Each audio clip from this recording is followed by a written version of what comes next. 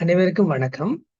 இது இலங்கை ஆசிய சேவை போட்டி பரீட்சைக்கு தோற்ற இருக்கின்ற பட்டதாரிகளுக்காக பயனுடையதாக இருக்கும் என கருதி இந்த புதிய கல்வி சீர்திருத்தம் பற்றி இலங்கையிலே ஏற்படுத்தப்பட்டிருக்கின்ற மற்றும் பகுதி அளவில் ஏற்படுத்தப்பட்டிருக்கின்ற கல்வி மாற்றம் பற்றி உங்களுக்கு நான் முன்வைக்க விரும்புகிறேன். அந்த அடிப்படையில் முதல் கட்டமாக எங்களுடைய இலங்கை கல்வி அமைச்சு பாடத்திட்ட மேம்பாட்டுக்கான ஒரு ரோட் மேப்பை அவர்கள் முன்மொழிந்திருக்கிறார்கள். அந்த அடிப்படையில 2019ஆம் ஆண்டு உங்களுக்கு தெரியும், ஆரம்ப கலந்துரையாடல், இந்த புதிய என்ன ஏற்படுத்தப்பட போகின்ற புதிய கல்வி திட்டம் தொடர்பான ஆரம்ப கலந்துரையாடல், அது தேசிய கல்வி நிறுவனத்தின் கல்வி சீர்திருத்த குழு ஒன்றால் அது குழு ஒன்று நிறுவப்பட்டு அவர்கள் மூலமாக நடாத்தப்பட்டது. பிறகு 2020ஆம் ஆண்டு தேசிய மட்டத்துல கொள்கை ஒப்பந்தம் முடிவு செய்யப்பட்டது. அடுத்ததாக 2021ஆம் ஆண்டு தரம் 1, 6, 10ஆம் வகுப்புகளுக்கான மேம்பாட்டு பாடத்திட்டம் NSAF-னால் முடிவு செய்யப்பட்டது. அதனைத் தொடர்ந்து 2022ஆம் ஆண்டு அபிவிருத்தி செய்யப்பட்ட பாடப்பரப்புகள் நாடு முழுவதும் முன்கூட்டியே பரிசோதனை செய்யப்பட்டு இருந்தது. அதனைத் தொடர்ந்து 2023ஆம் ஆண்டு பாடத்திட்ட மீள் பகுப்பாய்வு NEPF-இன் விரிவுரையாளருடன் ஒத்துப்போகின்றனவா என பரிசோதிக்கப்பட்டது. அதன் பின்னர் 2024ஆம் ஆண்டு NBPயினுடன் கல்வி சீரமைப்பு கொள்கை ஒத்துப்போகின்றனவா என பரிசோதித்து பார்க்கப்பட்டது. 2025ஆம் ஆண்டு கல்வி சீர்திருத்தத்துக்கான 5 தூண்கள் அறிமுகம் செய்யப்பட்டன. பல மாணவர்கள் கல்வி சீர்திருத்தத்துக்கான 5 தூண்கள் பற்றி குழப்பமான நிலைமையில் காணப்படுகிறீர்கள். ஆகவே இந்த முன்வைப்பினூடாக நீங்கள் தெளிவடைந்து கொள்ளலாம். அத்துடன் 2025ஆம் ஆண்டிலே சீர்திருத்தங்களை நடைமுறைப்படுத்துவதற்கு முன் மேற்கொள்ளப்பட்ட வேலை திட்டங்கள் தொடர்பாகவும் அங்கு தீர்மானிக்கப்பட்டது. ரைட், உங்களுக்கு சில வழியில் இங்கே NCF TSF என்னென்று தெரியாமல் இருந்திருக்கலாம். அதுக்கான விளக்கம் இங்கே தரப்படுகிறது. NCF national curriculum framework, TSF teacher standards framework, NEPF என்றால் national education policy framework, NSAF என்றால் national student assessment framework. Department of எக்ஸாமினேஷனால் அது டிஸ்கஸ் பண்ணப்பட்டது கோவிட் காலத்துக்குள்ள. அந்த அடிப்படையில நாங்கள் பார்க்கிறோம், இப்ப இந்த புதிய கல்வி மாற்றத்துக்கான நோக்கங்கள் என்ன? இலக்கு 21ஆம் நூற்றாண்டின் மற்றும் அதற்கு பிந்தைய சவால்களுக்கு தயாராக இருக்கும் ஒரு குடிமகனை உருவாக்குவதற்கான அடித்தளத்தை அமைப்பது. 21ஆம் நூற்றாண்டுக்கு தேவையான ஒரு பிள்ளையை உருவாக்குறதுக்கு அல்லது பிரஜையை உருவாக்குறதுக்கான ஒரு ஃபவுண்டேஷனை அமைப்பதுதான் இதனுடைய இலக்கு. அதோட நிலையான அதாவது நிலைத்திருப்பதற்கான சஸ்டைனபிலிட்டி டெவலப்மெண்ட், நிலையான தேசிய வளர்ச்சி அல்லது அபிவிருத்திக்கான நாட்டின் அமைதிக்காக செயற்பாட்டுக்கு பங்களிப்பு செய்யக்கூடியவாறும் இந்த புதிய கலை திட்டம் அல்லது கல்வி மாற்றம் இருக்க வேண்டும். இதுதான் இந்த இலக்கு. நோக்கங்களாக பாடத்திட்டத்தின் பொருத்தத்தன்மையும் தரத்தையும் மேம்படுத்துறது, அதாவது 21ஆம் நூற்றாண்டுக்கு பொருத்தப்பாடான கலை திட்டமாக மாற்றுறது, அதனுடைய குவாலிட்டியை இம்ப்ரூவ் பண்றது, மற்றது கற்றல் விளைவுகளை மேம்படுத்துறது, ரைட், லேர்னிங் அவுட்கம்ஸ்களை இன்க்ரீஸ் பண்றது, மற்றது அறிவு தொழில்நுட்ப பிரிவுகளின் சேர்க்கையை, அதாவது இந்த எங்களுடைய கலை திட்டத்துல அதனுடைய உள்வாங்கலை அதிகரிச்சு கொள்றது, மற்றது நிலைபெறான அபிவிருத்திக்கான இலக்குகள் SDG கல்விக்கான இலக்கு SDG 4 சஸ்டைனபிலிட்டி டெவலப்மெண்ட் கோல் 4 மற்றும் குடியியல் கல்வியை உயர்த்துவது. மற்றது இந்த புதிய கல்வி மாற்றத்துடைய இன்னொரு நோக்கம் 21ஆம் நூற்றாண்டின் திறன்களை வளர்க்கிறது, குவாலிட்டியையும் குளோபலைசேஷனையும் உறுதி செய்கிறது, பாடசாலையுடனான சமூக தொடர்புகளை உறுதிப்படுத்துறது, தேசிய கல்வி இலக்குகளுடன் நேஷனல் எஜுகேஷன் கோல்ஸ் ஒத்து போகிறது, வேலை உலகுக்கு தயார்படுத்துறது. இவ்வளவு நோக்கங்களாக இருக்கிறது இந்த புதிய கல்வி திட்டத்தினுடைய நோக்கங்கள். அடுத்து புதிய கல்வி சீர்திருத்தங்களுக்கான வழிகாட்டுதல்களும் கோட்பாடுகளுமாக முதலாவதாக அவர்களால் தீர்மானிக்கப்பட்டிருந்தது இலவச கல்வியினுடனான அணுகல், access education through the free educations. இரண்டாவது மனிதவள மற்றும் வேலை உலகுக்கான பொருத்தப்பாடு, உங்களுக்கு தெரியும் கணக்கு 21ஆம் நூற்றாண்டுக்கு பொருத்தப்பாடான மனித வளம் உருவாக்கப்படல. அதனால நிறைய வேலையில்லா பிரச்சனைகள் கற்றவர்கள் மத்தியில் இருக்கிறது. ஆகவே அந்த நாட்டினுடைய கலைத்திட்டம் அல்லது உயர்கல்விக்கான கலைத்திட்டம், பாடசாலை கலைத்திட்டம் பொருத்தப்பாடு இல்லை என்றுதான் அதனுடைய மறுதலையான முடிவாக இருக்கின்றது. அடுத்ததாக அனைவராலும் ஏற்றுக்கொள்ளக்கூடியதாக இருக்க வேண்டும் இந்த அடுத்தது இந்த மாற்றம். அடுத்தது வந்து சமூகத்துக்கு பொருத்தப்பாடுடைய பொறுப்புள்ள ஒரு பிரஜையாக அவர்கள் மாற வேண்டும். நிலையான தன்மையை கொண்ட புத்தாக்கங்கள் மேற்கொள்ளக்கூடிய பிரஜைகளை உருவாக்குறது. மற்றது வாழ்நாள் முழுவதும் கற்றல், லைஃப் லாங் லேர்னிங். அடுத்ததாக நான் ஏற்கனவே சொன்ன மாதிரி இந்த 5 தூண்கள் சீர்திருத்தங்களுக்கான முக்கிய 5 தூண்கள் உண்டு. பாடத்திட்டத்தை அபிவிருத்தி செய்வது, மனித வள மேம்பாடு ஏற்படுத்தப்படுவது, இன்ஃப்ராஸ்ட்ரக்சர் டெவலப்மெண்ட் உட்கட்டமைப்பு வசதிகளையும் கல்வி நிர்வாக சீர்திருத்தங்களையும் மேம்படுத்துவது, கணிப்பீடு மற்றும் மதிப்பீட்டு முறைகளில் மாற்றங்களை கொண்டு வருவது, 5வது மக்களுக்கு தெளிவுபடுத்தலும் அதனை இம்ப்ரூவ் பண்ணுதல் மேம்படுத்துதலும். இந்த 5 தூண்களை அடிப்படையாக கொண்டுதான் கல்வி சீர்திருத்தம் மேற்கொள்ளப்பட்டது. அந்த அடிப்படையில முதலாவதாக பாடத்திட்ட விருத்தி அல்லது அபிவிருத்தி என்று பார்க்கிறது வந்து 1ஆம் மற்றும் 6ஆம் வகுப்புகளுக்கு வந்து தொகுதிகள் உறுதி செய்யப்பட்டன. 9ஆம் வகுப்பு வரை முன்மொழியப்பட்ட கட்டமைப்பு இருக்கிறது. 10 தொடக்கம் 13 வகுப்புகளுக்கான கட்டமைப்பு ஆலோசனைகளுக்காக விடப்பட்டிருக்கிறது. இன்னும் முடிவாக இல்லை.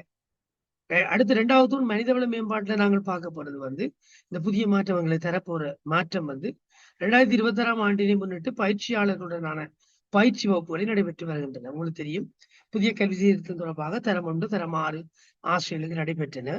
அதே போன்று இப்பொழுது தற்பொழுது அண்மையிலே நடைபெற்றுக் கொண்டிருக்கிறது தரம் 1 கற்பிக்கின்ற ஆசிரியர்களுக்கான அல்லது அவர்களை பயிற்றுவிப்பவர்களுக்கான TOT training programme, trainers of training என்று சொல்லப்படுகிற பயிற்சி வழங்குபவர்களுக்கான பயிற்சி.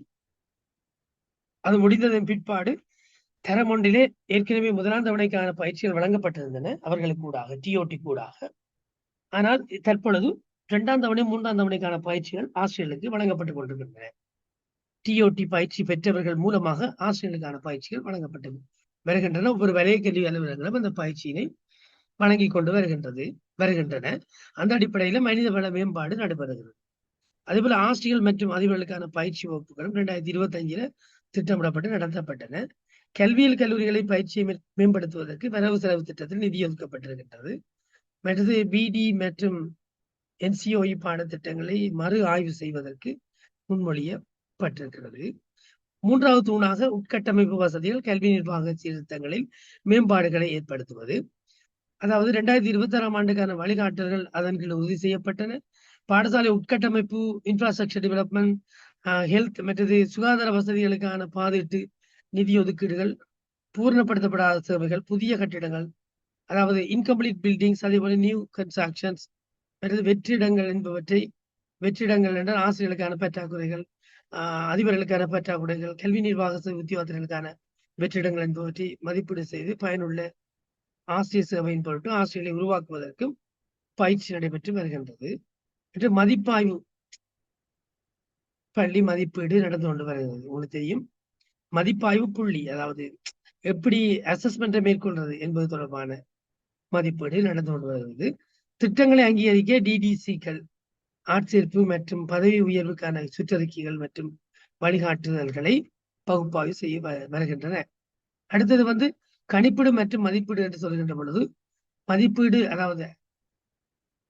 மற்றும் கணிப்பீடு திட்டத்தை நடைமுறைப்படுத்துதல். 2026ஆம் ஆண்டினை முன்னிட்டு மதிப்பீடு மற்றும் கணிப்பீட்டுக்கான பயிற்சிகள் நடைபெற்று வருகிறது. SBA ஸ்கூல் பேஸ்ட் அசஸ்மெண்ட் பாடசாலை மட்ட கணிப்பீடுகளை கண்காணித்தல், அவை தொடர்பான அறிக்கையிடுவதற்கான தேசிய அமைப்பு உருவாக்கப்பட்டு வருகிறது.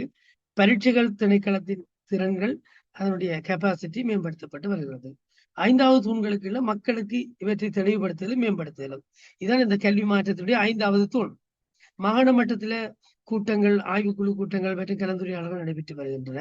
ஊடகத் தலைவர்கள், அதாவது பல்கலைக்கழக சமூகம், தொழிற்சங்கங்கள், தனியார் துறை, நன்கொடையாளர் சமூகங்களுக்கு தெளிவுபடுத்தல் நடைபெற்று வருகின்றன. ஆரம்பிப்பதற்கு அதாவது செப்டம்பர் மாசத்துல திட்டமிட்டு இருந்தது, கடந்த ஆண்டு நடந்தது. ஊடகங்களினூடாக பிரச்சார நடவடிக்கைகளும் இந்த மீடியாக்களூடாக பிரச்சார நடவடிக்கைகள், புதிய கல்வி சீர்திருத்தம் தொடர்பான விழிப்புணர்வுகள் கல்வி அமைச்சினால ஏற்படுத்தப்பட்டு வந்தது. இப்ப நாங்கள் பாடத்திட்ட சீர்திருத்தங்கள் தொடர்பாக பார்ப்போமாக இருந்தால், இதன்படி புதிய கல்வி மாற்றம் வந்து pre school early child education வந்து 2 வருஷத்துக்கு தீர்மானிக்கப்பட்டிருக்கிறது. வாழ்நாள் முழுவதற்குமான கற்றல் அடித்தளத்தை அங்க போடுவதுதான் அதனுடைய நோக்கமாக இருந்தது.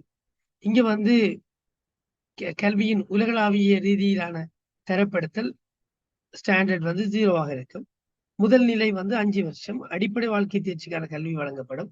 கிரேட் 1 to 5 அது 1ஆக இருக்கும். அந்த ISCED-னுடைய ரேங்க் 1ஆக இருக்கும். 2ஆம் நிலை 4 வருடம் செகண்ட் ஸ்டேஜ்ல வாழ்க்கைக்கான அடித்தளம் இங்க 6 to 9 கிரேட்ஸ் வந்து இருக்கும். கல்வியின் உலகளாவிய ரீதியான தரப்படுத்தல வந்து அது 2வது ரேங்க பெறும்.